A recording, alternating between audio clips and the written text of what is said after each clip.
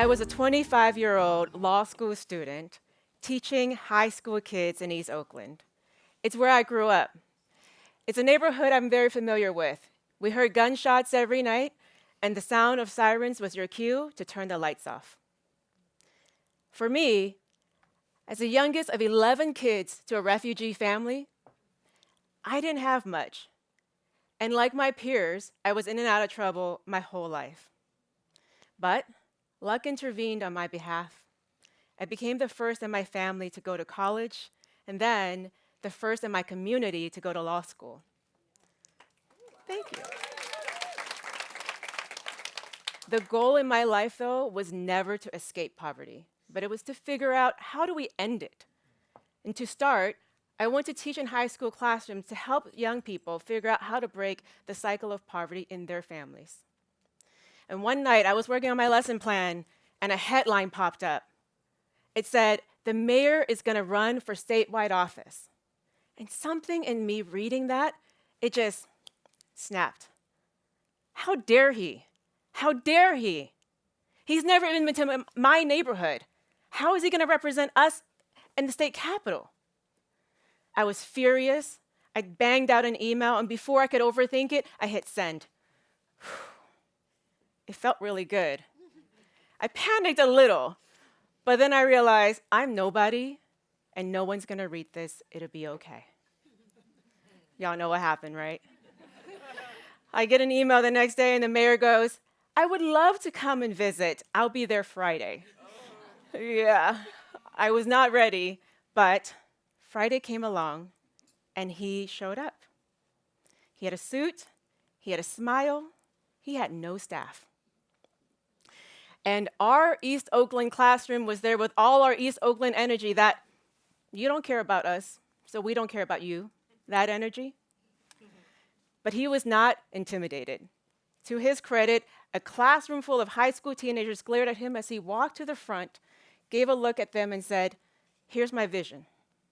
Here's what I'm going to do. And here's all the stuff I will promise." And I tried to do this in Oakland, and before he could finish, the door opens again.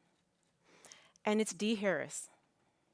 Dee matches his confidence with her own as she walks up to the front of the class and then goes back up inconveniently to her seat in the middle of the room. He waits for her to settle back in. She does. And then he starts to talk again about what he was trying to do, and then she goes, no. She didn't do this, right? She was not raising her hand. She was like, "Stop. We have all heard this speech before. You say the same thing on TV every night. You're going to tell us you're not Santa Claus? You're going to tell us you're not going to be able to give us everything we ever want? Guess what? You've never done anything for us anyways. We don't expect you to now. All we ask is the next time you are in one of your big deal meetings, just remember our faces." We all froze.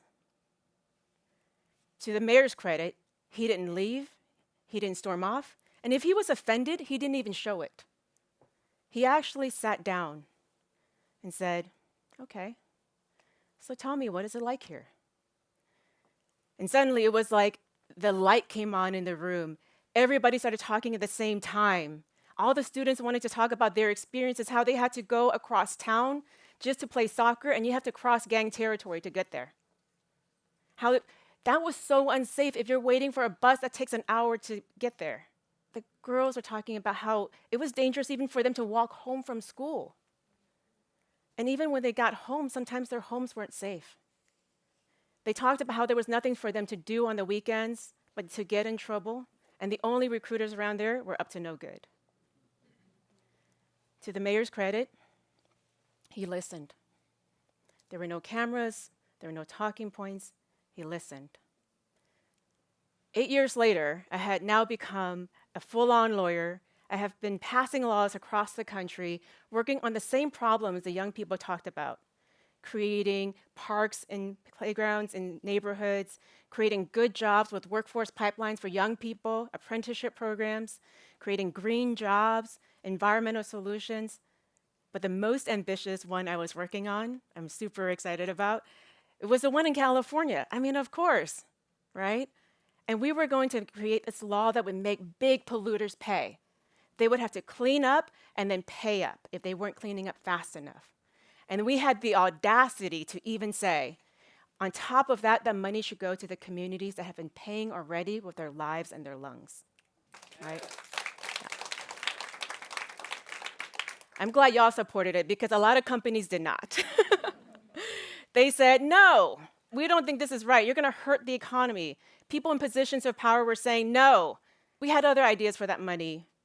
We don't want you mucking around with it right now. But we continued, and we continued to build support and organizations after organizations signed on. We had 200 organizations sign on. It was amazing. We finally got to the governor's desk in California, and by then, the governor was the former mayor of Oakland, right? So amazing. And we hadn't seen each other for 8 years. But I'm in downtown Oakland one night having dinner with my mom for her birthday. And the mayor/governor's caravan pulls up and goes into the dry cleaners right next door. And I go, okay, this is a sign, right? This is a sign. We got to go. So I channel the energy of my students and I go right into the dry cleaners. And before his security could stop me, I go, hey, do you remember me? He's like, yeah. He might not have. He's a great politician, though. He's like, what are you up to? I was like, we have this policy on your desk. It's going to make big polluters pay. It's going to be the biggest fund ever. We're going to fund renewable energy, electric cars. We're going to fund hydrogen fuel cell buses. And his eyes start glazing over, you know. You could see it when people do that. So I take a deep breath. And I go, you remember the faces? You remember the faces of the students? You remember how you sat in that circle with us? If you signed this bill, you would have delivered on your promise. He said, I have not seen it. I've not even heard of it. But I'll look for it. A week later, incredibly, he signs the bill.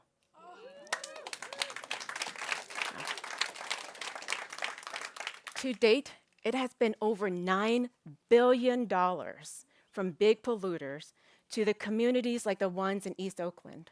It has funded the parks, the affordable housing, the transit hubs. And in fact, if you go to East Oakland now, all the hydrogen fuel cell buses are from this bill. You see parks, you see all these amazing projects. And the credit has gone to the governor, to the lawmakers, to the 200 organizations.